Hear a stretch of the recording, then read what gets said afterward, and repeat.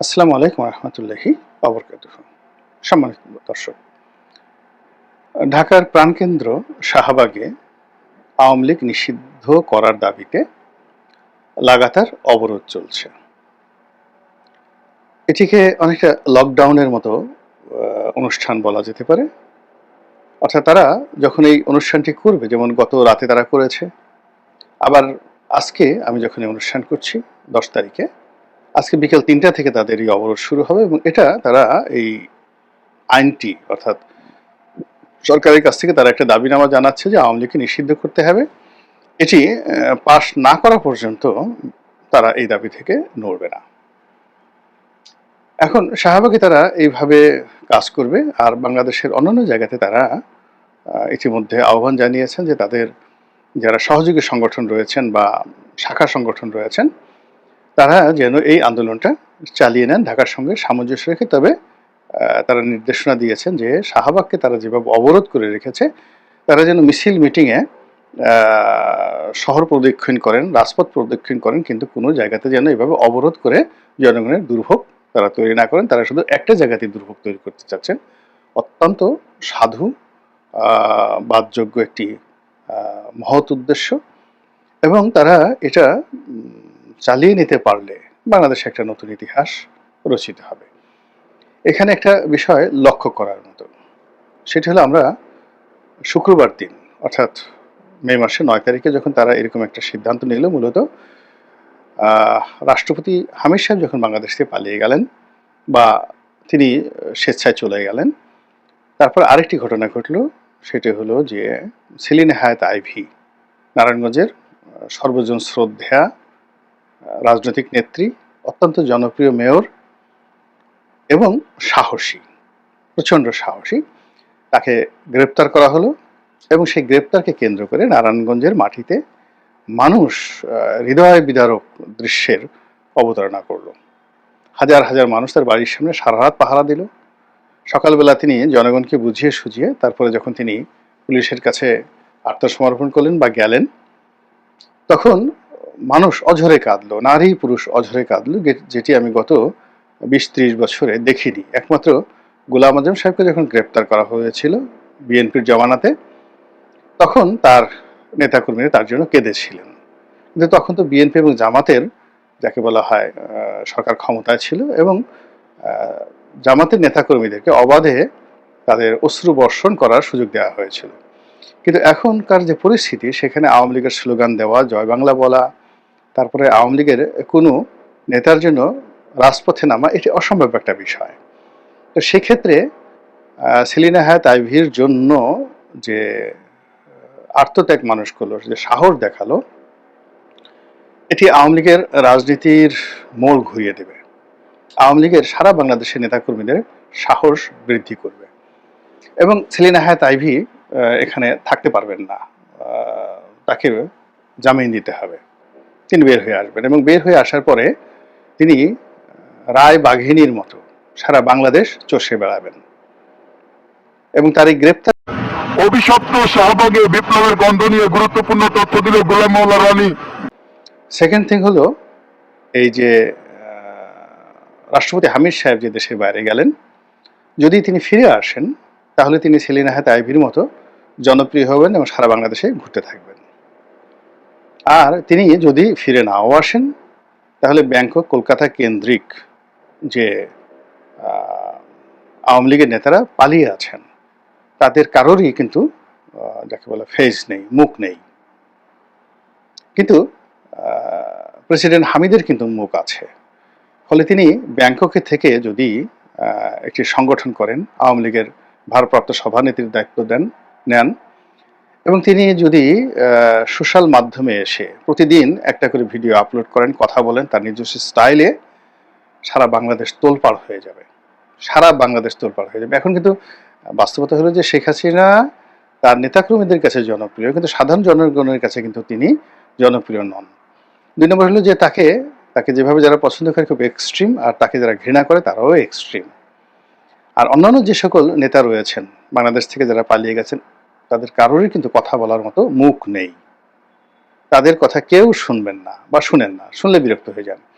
কিন্তু হামিদ সাহেব তিনি যদি বাংলাদেশে ফিরে আসেন, সেলিনা হায়াৎ আইভীর সঙ্গে তিনি রাজনীতি করেন, আওয়ামী লীগের রাজনীতি একভাবে পুনর্বাসিত হবে। আর তিনি যদি ব্যাংককে থেকে দীর্ঘমেয়াদে সেখানে আওয়ামী লীগের পেজে তিনি কথা বলেন, বিদেশি সংবাদ মাধ্যমের সাথে কথা বলেন, নেতাকর্মীদেরকে সংগঠিত করেন, ওখান থেকে বিশ্বাস করেন আগামী 1 মাসের মধ্যে বাংলাদেশে রাজনীতির ময়দানে রীতিমতো কিয়ামত শুরু হয়ে যাবে। এখন এই জিনিসগুলো হিসাব করে হয়তো কেউ করেছেন, অথবা এই জিনিসগুলো ঘটবে এটা কেউ হিসাব করতে পারেননি। তো এই অবস্থাতে ছাত্ররা যারা শাহবাগে আছেন তারা এই আওয়ামী লীগ নিষিদ্ধ করার জন্য এখানে অবরোধ করছেন। এখন এই আওয়ামী লীগ নিষিদ্ধ হলেই বাকি না হলেই বাকি এটা পরের বিষয়, কিন্তু ছাত্ররা এখানে যে আন্দোলন করছেন এই আন্দোলনের সঙ্গে মোটামুটি একেবারে প্রথম সারিতে এদের অলমোস্ট 90% এফোর্ট এখানে যা কিছু আসছে এটা মূলত জামাত এবং শিবিরের। বাকি অন্যান্য যে সকল ছোট ছোট রাজনৈতিক দল রয়েছে, এর মধ্যে এবি পার্টি আছে, আর অনেকে আছে, তারাও এখানে তাদের কর্মী সমর্থক নিয়ে উপস্থিত হয়েছেন। আর এনসিপি তাদের যারা যারা আছেন, নাগরিক পার্টি বা এনসিপির এখন নতুন নাম বোধহয় কংগ্রেস হয়েছে, তো তারা এই শাহবাগকে কেন্দ্র করে একটা নতুন আন্দোলন করার চেষ্টা করছেন। এই আন্দোলনের ফলাফল কি হবে, তারপর এই আন্দোলনের প্রেক্ষিতে আওয়ামী লীগ নিষিদ্ধ হবে কি হবে না, ছাত্রলীগ নিষিদ্ধ হবে কি হবে না, নিষিদ্ধ হলে বাকি না হলে বাকি, এটা ভবিষ্যতে দেখা যাবে। এগুলো নিয়ে আমি এখন বিতর্ক করতে চাই না। আমি শুধুমাত্র যে জিনিসটি বলতে চাই সেটা হলো ইতিহাসে কতগুলো ট্রায়াঙ্গেল আছে, যেখানে গেলে আপনার কাদা লাগবেই, আর যেখানে গেলে আপনার পুণ্য হবে। আপনি যদি গয়া যান, কাশী যান, মথুরা যান, আপনি যদি মক্কা যান, মদিনা যান, জেরুজালেম যান, মানে এরকম পৃথিবীর অনেক হলি অর্থাৎ পবিত্র যেমন জায়গা রয়েছে, তেমনি অনেকগুলো আনহলি জায়গা রয়েছে। এখন আপনি যদি পবিত্র জায়গায় যান, সেখানে যাওয়ার সঙ্গে সঙ্গেই আপনি যত খারাপ হন না কেন, লোকজন বলবে যে না, এই লোকটা গয়া গেছে, কাশী গেছে, বৃন্দাবন গেছে, এ ভালো মানুষ, মক্কা গেছে, মদিনা গেছে, জেরুজালেম গেছে, এ ভালো মানুষ। কিন্তু আপনি যদি লাস ভেগাস যান, আপনি যদি অন্যরকম যে জুয়ার সিটিগুলো আছে, ক্যাসিনোর যে সিটিগুলো রয়েছে, সেই ইন্ডিয়ানা, আমেরিকার যে ইন্ডিয়ানা রয়েছে সেখানে যান, হাওয়াই দ্বীপপুঞ্জ হনুলুলু রয়েছে, কিংবা সিঙ্গাপুরের ম্যারিনার্স বে রয়েছে, তারপরে চীন এবং হংকংয়ের মধ্যে একটা ছোট দ্বীপ আছে মাকাও। তো এর মধ্যে আবার অনেকগুলো শহর রয়েছে যেগুলো নুট সিটি বলা হয়। ওখানে সবাই নারী পুরুষ উলঙ্গ হয়ে ঘোরাফেরা করে, মদ গাঁজা থেকে শুরু করে দুনিয়ার এমন কোনো অপকর্ম নাই, সেখানে যে যাইছে তাই করতে পারে। দুবাইয়ের কিছু জায়গা আছে, তারপর ইউরোপের একটা দেশ আছে মোনাকো, সেখানে কিছু জায়গা আছে। তো সেখানে কি আপনি যা কিছু করেন না কেন, মানে আপনি ওখানে গিয়ে আপনার মতো করে করতে পারেন। তো সেই দিক থেকে আমাদের যে এই শাহবাগ, এটা একটা অভিশপ্ত এলাকা। এই এলাকায় যে নবাব ছিল, ঢাকার নবাব, তারা এখানে ঘোড়দৌড় করতেন। ওই যে ঢাকা বিশ্ববিদ্যালয়ের মধুর ক্যান্টিন, ওটা মূলত একটা বাইজিখানা। ওখানে বাইজিরা নাচ গান করতো, যৌনতায় লিপ্ত হতো, মদ গাঁজা খেত। তারপরে এই যে শাহবাগের এখন যে এলাকা, এই পুরো এলাকা যে জায়গা জমি নিয়ে এখানে প্রচুর মারামারি কাটাকাটি অনেক কিছু হয়েছে। এই জায়গাগুলো, পুরো জায়গাটাই কিন্তু একটা অভিশপ্ত এলাকা। ফলে এই শাহবাগ মানে এখানে শাহবাগ মানে রাজাদের বাগান, শাহাদের বাগান। তো এই জিনিসগুলো আমরা হয়তো অনেকে জানি না। ফলে এই জায়গাকে কেন্দ্র করে কিন্তু ইতিহাসে অনেক দুর্ঘটনা ঘটেছে। আপনারা যদি জানতে চান, আমি ইন ডিটেলস সেই নবাব আব্দুল গনির আমল থেকে একেবারে এখন পর্যন্ত এখানে যা কিছু হয় এটা বলতে পারবো। এখানে এখন যে ঘটনাগুলো হয়, আপনি গিয়ে দেখেন ছিনতাইকারীরা, ঘুষখোররা, ওই যে পুলিশের ওখানে একটা আছে, যাকে বলে ওখানে একটা ডাম্পিং স্টেশন আছে, প্লাস ওখানে একটা কন্ট্রোল রুম আছে, রমনা কন্ট্রোল রুম। গিয়ে দেখেন ওর মধ্যে কি হয়। এখানে এই যে দুটো মেডিকেল আছে, ঢাকা মেডিকেল, ওই যে মানে পুঁজি হাসপাতাল, এবং এই জায়গাতে মেডিকেলের দালাল ফুরিয়ারা যে অপকর্মগুলো করে আপনি কল্পনা করতে পারবেন না। এখানে ইয়াবা, ফেন্সিডিল, গাঁজা এবং যাকে বলে ওপেন যৌনতা সন্ধ্যার পরে এই এলাকাতে যা হয়, এই বাংলাদেশের অন্য কোনো জায়গাতে এরকম হয় না। এই স্পট, এখানে পুলিশের নাকের ডগায় সবকিছু হয়। এখানে অভিজাত পরিবারের সন্তান থেকে শুরু করে, ধনীদের সন্তান থেকে শুরু করে একেবারে রাস্তার যে পতিতা, ভ্রাম্যমান পতিতা, তারাও এখানে এসে এটাকে একটা স্বর্গরাজ্য মনে করে এই জায়গাটাতে। এবং আপনি সন্ধ্যার পরে সেই আজিজ মার্কেট থেকে শুরু করে এই এলাকাতে গাজার গন্ধে ঘুরতেই পারবেন না। বড় বড় চুল রেখে দাঁত দুধ মাজে না, কোনো কিছু করে না। তো এখন সেই গাজার কবলে পড়ে গণজাগরণ মঞ্চ, ইমরানের সরকার থেকে শুরু করে সবাই এমনভাবে শাহবাগী রূপে এখানে যাকে বলা হয় অভিশাপের মধ্যে পড়েছেন। এখন শাহবাগী বলতেই আপনার মনে করেন যে কোনো বাজে গালাগাল, আমাদের সমাজে, সেটা বেশ্যা বলেন, খানকি বলেন, যা কিছু বলেন না কেন, তো ওইগুলো বললে একজন নারী বা একটা পুরুষ যতটা রাগ হবে তার চেয়ে বেশি রাগ হয় কেউ যদি তাকে শাহবাগী বলে। তো এখানে ইমরানের সরকার ওই সময়টাতে যে সকল বদনাম হয়েছে, বিরিয়ানির প্যাকেট, তারপরে তারা ওই ছেলেমেয়েরা ওখানে বসে অশ্লীলতা করে, তারপরে রমনা পার্কের ভিতরে না ঠিক সরোয়ার্দী উদ্যানের কোনায় গিয়ে তারা কি কি করে, গাঁজা খায়, সেক্স করে, এই সমস্ত জিনিসগুলো সত্য মিথ্যা জানি না, কিন্তু এগুলোর প্রচারণার ফলে কি হলো, শাহবাগীর নামটাই একটা গালিতে রূপান্তরিত হয়ে গেল।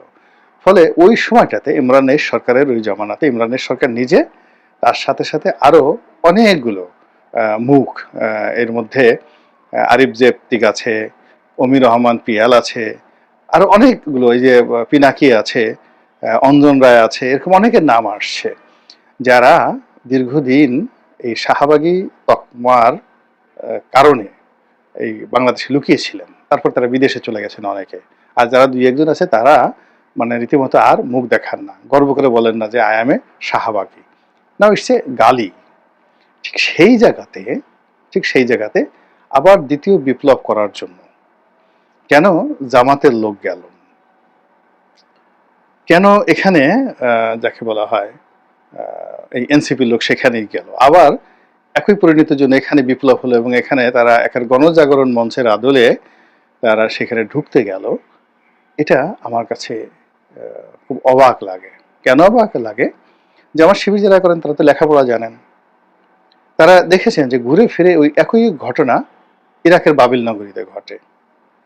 তারা জানেন যে একই ঘটনা বারবার জেরুজালেমে ঘটে। ওই যে জেরুজালেম নিয়ে যে যুদ্ধ শুরু হয়েছিল, সেই যুদ্ধ বহুবার, সেটা হজরত দাউদ আলাইহিস সালামের জমানা, সুলাইমান আলাইহিস সালামের জমানা, হজরত ইব্রাহিম আলাইহিস সালামের জমানা, হজরত ইউসুফ আলাইহিস সালামের জমানা থেকে শুরু করে আজ পর্যন্ত, মানে ওটা একটা মৃত্যুকূপ, ওখানে এরকম গন্ডগোল হয়। তদ্রুপ শাহবাগে একই অবস্থা, এটা তো জামাত শিবিরের লোকজন জানে। ফলে সেখানে দেখলাম জামাতের দাড়িওয়ালা যারা লোকজন আছে, তারপর শেষে টুপিওয়ালা যারা লোকজন আছে, তারা বসে আছে, তার মধ্যে বুকে ওড়না নাই। এই যে নারী নীতি নিয়ে এখন এত বিতর্ক হচ্ছে, নারীদেরকে হিজাব পরাতে হবে, নারীদেরকে ওটা করতে হবে, আর নারী নীতিতে যেভাবে নারীদেরকে ওপেন চলার সুযোগ দেওয়া হচ্ছে, সে ইচ্ছা মতো পড়বে না, তার যে উন্মুক্ত বক্ষ, সে উন্মুক্ত বক্ষ সে সবাইকে প্রদর্শন করবে, তার নিতম্ব যদি সে ভালো লাগে সে নিতম্ব দুলিয়ে দুলিয়ে আপনার সামনে হাঁটবে, আপনি ভালো না লাগলে চোখ বুজে থাকবেন, আপনি কোনো কথা বলতে পারবেন না। এমনকি পোশাকের ব্যাপারে তার স্বাধীনতা এত, সে যদি যাকে বলে শর্টস পরে হাঁটতে চায় সেটাও তিনি হাঁটতে পারবেন। তো এই নারী নীতি নিয়ে যে ইসলামপন্থীরা যে রাস্তায় নেমেছে, তো সেখানে এই যে নারী নীতির আলোকে মোটামুটি শালীনভাবে যাদেরকে এই আধুনিক নারী হিসেবে কল্পনা করা হয়, এইরকম নারীরা এই শাহবাগের দ্বিতীয় বিপ্লবের নেতৃত্ব দিচ্ছেন, স্লোগান দিচ্ছেন। আর সেই স্লোগানের সঙ্গে যারা এই নারী নীতির বিরোধিতা করছেন, যে সকল জুব্বাধারীরা, টুপিধারীরা, ইসলামপন্থীরা, তৌহিদি জনতারা, তাদের সেই সেম স্রোতের যারা লোকজন রয়েছেন, তারা স্লোগান ধরছেন, লাফাচ্ছেন, কথাবার্তা বলছেন। আপনি বুঝতে পারছেন যে এটা কেমন অবস্থা হয়ে যাচ্ছে। সেটা অনেকটা সেই যে হযরত মুসা আলাইহিস সালামের জমানাতে বনী ইসরাইল জাতি হঠাৎ করে যেভাবে বাছুর পূজাতে আসক্ত হয়ে পড়েছিল এবং আল্লাহর সকল শিক্ষা ভুলে নবীর হুকুম অমান্য করে তারা যেভাবে হারুন আস-সামিরি যে একটা গরু তৈরি করেছিল সোনা দিয়ে, এবং সেই গরুটা যখন হাম্বা করে উঠেছিল তখন তারা সবাই চিৎকার করে বলে উঠেছিল, মুসা আল্লাহর কাছে গেছে, আল্লাহ তো তুর পর্বতে থাকেন, আল্লাহ এই গরুর মধ্যে। কোরআন পড়ে দেখেন সূরা বাকারাতে বলতেছে এই হারুন আস-সামিরি যে মূর্তি তৈরি করছে, আল্লাহ তো এই গরুর মধ্যে, এই দেখুন হাম্বা করতেছে। আর 10 লক্ষ লোক, হাতে কোনো অল্প কিছু লোক ছাড়া 10 লক্ষ লোক বলে এটাই খোদা, এটাই আল্লাহ। এখন মানে আওয়ামী লীগকে শিক্ষা দেওয়ার জন্য গণজাগরণ মঞ্চে থেকে জামাতের নেতাদেরকে ফাঁসির দাবি জানানো হয়েছিল, এবং সেইখান থেকে সেই দাবির প্রেক্ষিতে আওয়ামী লীগ তাদেরকে ফাঁসির কাস্টে ঝুলিয়েছিল। কাজেই এই শাহবাগকে ব্যবহার করেই তাদেরকে, যাকে বলা হয় আবার ফাঁসিতে ঝুলাতে হবে শেখ হাসিনাকে। এই যে একটা তাদের যে সরল চিন্তা, এই সরল চিন্তা কিভাবে ইতিহাসের একটা অভিশপ্ত ট্রায়াঙ্গেলে তারা পড়ে গেছে, ত্রিভুজের মধ্যে তারা পড়ে গেছে, এটা কি তারা বুঝতে পেরেছেন? শুধু অপেক্ষা করেন, আর এই যে তারা যে লাগাতার অবরোধ দিয়েছেন, এটার পরিণতি কি হয় তা দেখার চেষ্টা করুন। আল্লাহ আমাদের সবাইকে হেদায়েত দান করুন এবং হেফাজত করুন। আসসালামু আলাইকুম ওয়া রাহমাতুল্লাহি ওয়া বারাকাতুহু।